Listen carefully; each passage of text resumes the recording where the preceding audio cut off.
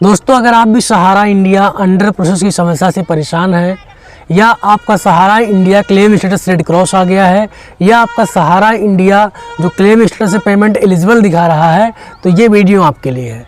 जी हाँ दोस्तों, आज के वीडियो में कम्प्लीटली हम डिस्कस करने वाले हैं कि अंडर प्रोसेस पेमेंट एलिजिबल या रेड क्रॉस जो हमारा आ जाता है, आखिर आता क्यों है और इसका 100% सोल्यूशन क्या होता है, जिससे हमारे सहारा इंडिया निवेशक के लगभग 90% लोग परेशान हैं, जिनको सही जवाब नहीं मिल पा रहा है कि भैया इसका सही सोल्यूशन क्या है।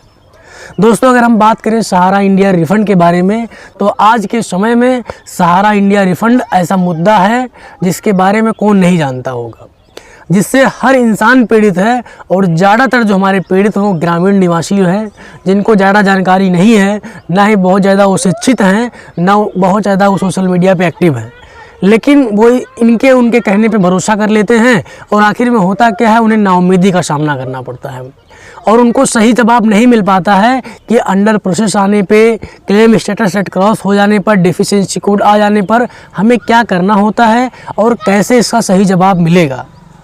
दोस्तों, अगर ये सब समस्या आपकी है तो कंप्यूटर ज्ञान चैनल आपका अपना है। इस चैनल पर हम हमेशा सहारा इंडिया से जुड़े मुद्दों को डिस्कस करते रहते हैं, जिस पर आप सभी का खूब सपोर्ट भी मिलता है। लोग उस बात से एग्री भी करते हैं और तमाम लोग डिसएग्री भी करते हैं कि नहीं, ऐसे नहीं, ऐसे होना चाहिए। तो सबका प्रश्न और सबका जवाब जायज़ होता है। तो चलिए बिना देर के हुए आज का वीडियो शुरू करते हैं। उससे पहले अगर आप कंप्यूटर ज्ञान चैनल पर नए हैं तो चैनल को सब्सक्राइब कर लीजिए, क्योंकि इस चैनल पर हमेशा हम इसी तरह का हेल्पफुल कंटेंट बनाते रहते हैं। दोस्तों, अगर आज की वीडियो में हम बात करें कि सहारा इंडिया रिफ़ंड जो है क्यों नहीं हो रहा है, क्या इसका भुगतान हो रहा है, या अगर हो रहा है तो किन लोगों को मिल रहा है। दोस्तों, सहारा इंडिया का पैसा सिर्फ अगर हम कहें उन्हीं लोगों को मिल रहा है जिन्होंने सहारा इंडिया पोर्टल जब स्टार्टिंग में लॉन्च हुआ था उसी समय पोर्टल पर जाकर क्लेम किया था। सिर्फ क्लेम ना करने से कि क्लेम आपने कर दिया आपका पैसा मिल रहा है, ये बातें सही नहीं है। आपने क्लेम किया और वैलिड क्लेम किया। अब कुछ लोग पूछेंगे भाई वैलिड क्लेम क्या होता है। दोस्तों, सहारा इंडिया वैलिड क्लेम अगर हम ये कहें तो आपका डॉक्यूमेंट वेरिफिकेशन सही रहना चाहिए। आपके पास जो बॉन्ड पेपर है वो एज पर सहारा इंडिया पासबुक में भी है, ठीक है। आपके जो बॉन्ड पेपर हैं वो रिसिप्ट है, मेंबरशिप नंबर जो है, सारी चीज़ें सही है। जब आप पोर्टल पर क्लेम कर रहे हैं, आपने दावा आवेदन पत्र सही भरा है, उसमें फ़ोटो सही से पेस्ट किया है, साइन सही से किया है, ठीक है। और आपके पास जितने भी बॉन्ड पेपर हैं सबका आपने सही से जो है पोर्टल पर क्लेम किया है, फिर उन्हीं लोगों को सहारा इंडिया का पैसा मिल रहा है। अब अगर बात की जाए कि किन लोगों को सहारा इंडिया का पैसा नहीं मिल रहा है, दोस्तों ऐसे निवेशक जो हमारे हैं जिन्होंने सहारा इंडिया पर क्लेम सही नहीं किया है, या डुप्लीकेट क्लेम किया है, या क्लेम करते समय कुछ बॉन्ड छोड़ दिया है, पासबुक में आधार कार्ड में नाम मिसमैच है, आधार बैंक अकाउंट में मोबाइल नंबर नहीं लिंक है, आधार नंबर नहीं लिंक है, डेफिशिएंसी कोड आ जा रहा है, ऐसे निवेशक जिनके क्लेम करते समय ये सब गलतियां आई हैं, उन्हीं निवेशक का पैसा नहीं मिल रहा है। चलिए, ये सब समस्या तो होता ही रहेगा, इसके बारे में आगे हम बात करते रहेंगे। इसके पहले काफ़ी ढेर सारा वीडियो चैनल पर अवेलेबल है, आप जाके इन सब समस्या से कैसे छुटकारा पाएँ उसको आप देख सकते हैं। फिलहाल आज का जो सबसे बड़ा मुद्दा है, जिन लोगों का सहारा इंडिया अंडर प्रोसेस आ जा रहा है, उसका क्या मतलब होता है। दोस्तों, काफ़ी ऐसे भाई जो चैनल पर कमेंट कर रहे हैं कि भैया हमारा अंडर प्रोसेस आ गया है, क्या इसका कोई सही तरीका है जिस पे काम करके इसको हम सही कर सकें। तो दोस्तों, जिन सभी का अंडर प्रोसेस आया है तो उन सब के लिए मैं यही कहना चाहूँगा कि अंडर प्रोसेस दोस्तों जो होता है वो कोई समस्या नहीं है।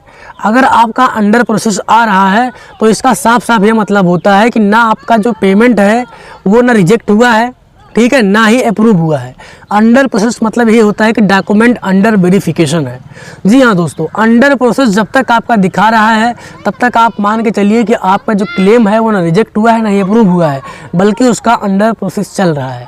अब इस बात को मैं जब कह रहा हूँ तो काफ़ी हमारे भाई अभी चैनल पर आएंगे, वीडियो देखेंगे तो ये कमेंट करेंगे कि भैया हमारा 30 दिन से अंडर प्रोसेस आ रहा है, 60 दिन से अंडर प्रोसेस आ रहा है, या 1 साल हो गया अंडर प्रोसेस आ रहा है, तब हम क्या करें।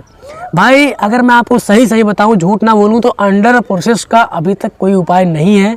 अंडर प्रोसेस मात्र एक ऐसी समस्या है या एक ऐसा प्रॉब्लम है जिसका आप इसका सिर्फ वेट कर सकते हैं, इसमें आप कुछ नहीं कर सकते हैं। और जब तक आपका अंडर प्रोसेस आ रहा है तब तक ना आपको रिसबमिशन करना है, ठीक है, ना दोबारा फिर से पोर्टल पर जाके आनन फानन में जो है क्लेम करना है, आपको बस वेट करना है। और प्रोसेस जिन लोग का आ रहा है उन सब के लिए अगर मैं एक लाइन में कहूँ तो जिन लोगों का भी अंडर प्रोसेस है वो लोग बस वेट करें, ठीक है। और अपने डॉक्यूमेंट्स को अपने पास अच्छे से रखें, बल्कि स्कैन कॉपी रख लें, कहीं मिस ना हो जाए।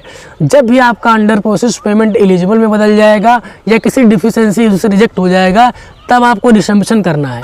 अदरवाइज आपको वेट करना है, क्योंकि अंडर प्रोसेस होने के बाद ज़्यादातर पेमेंट एलिजिबल में चला जाता है, ठीक है। उसमें टाइम लग सकता है। अब कुछ लोग कहेंगे भाई कितना टाइम लगेगा।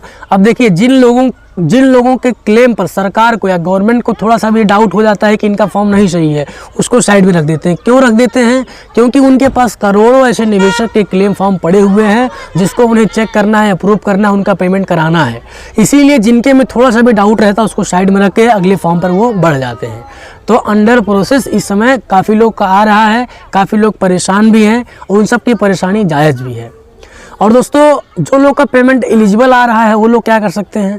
देखिए, जब किसी सहारा इंडिया निवेशक के जो हमारे भाई हैं उनका अंडर प्रोसेस आता है और लगभग 45 से 60 दिन बीत जाता है, 1 महीना 6 महीने तक का कुछ लोग का रुका रह जाता है अंडर प्रोसेस में, कोई दो राय नहीं है। तो जिन लोग का अंडर प्रोसेस अगर जो है डिफिशिएंसी कोर्ट से रिजेक्ट नहीं हुआ, तो उन लोग का अगला स्टेप पेमेंट एलिजिबल का होता है। पेमेंट एलिजिबल होने के बाद ये मान के चलिए कि आपका फॉर्म रिजेक्ट नहीं हुआ बल्कि अप्रूव हो चुका है। और अप्रूव होने के बाद आपको क्या होता है कि पेमेंट होना है, लेकिन पेमेंट होने की डेट जो है वो नहीं फिक्स होती है। जी हाँ दोस्तों, पेमेंट एलिजिबल जिन लोग का होता है उनका पेमेंट का डेट बस फिक्स नहीं होता है, बाकी उनका क्लेम फॉर्म अप्रूव हो जाता है। तो अंडर प्रोसेस से जब आप आगे बढ़ेंगे तब आप पेमेंट एलिजिबल पर जाएंगे। एलिजिबल से सीधे आपका पेमेंट प्रोसेस में होगा, उसके बाद आपका पेमेंट हो जाएगा। तो ये प्रोसेस होता है सहारा इंडिया रिफंड का। तो इससे आपको घबराने की ज़रूरत नहीं है, ना ही परेशान होने की ज़रूरत है, क्योंकि ये एक प्रोसेस है। इसी प्रोसेस के तहत ही सहारा इंडिया का भुगतान होना है। अब काफ़ी ऐसे हमारे भाई कहेंगे कि भैया हमारा सहारा इंडिया क्लेम फॉर्म जो हमने फिल किया था उस पर रेड क्रॉस हो गया, उसका क्या करें? तो जिस भी सहारा इंडिया निवेशक जो हमारे हैं उनका अगर रेड क्रॉस आया है तो उसका साफ साफ ये मतलब होता है दोस्तों कि आपका पेमेंट जो है वो सहारा इंडिया क्लेम फॉर्म के वेरिफिकेशन स्टेप पर पेंडिंग है। वो ना तो रिजेक्ट कर दिए हैं, ठीक है, ना रिजेक्ट किए हैं, ना ही अप्रूव किए हैं, उसको भी सेम अंडर प्रोसेस वाला ही कंडीशन मान के चलिए। तो दोस्तों, अगर मैं ये कहूँ कि under process payment eligible red cross लगभग तीनों पॉइंट्स जो है लगभग सेम होता है। अंडर प्रोसेस के बाद फॉर्म है तो रिजेक्ट होता है, या पेमेंट एलिजिबल में जाता है, या रेड क्रॉस में जाता है। रेड क्रॉस में क्या होता है कि डाउटफुल क्लेम होता है।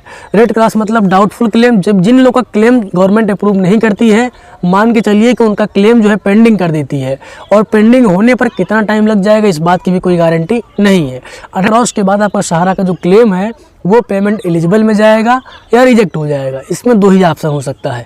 अगर पेमेंट एलिजिबल में गया तो थोड़ा सा और वेट करेंगे तो पेमेंट आपका प्रोसेस हो जाएगा, लेकिन अगर रिजेक्ट हुआ तो डिफिशिएंसी कोड का आपको सामना करना पड़ेगा और उसके बिहाफ पे आपको रिसबमिशन पोर्टल पर फिर से जाकर क्लेम करना पड़ेगा।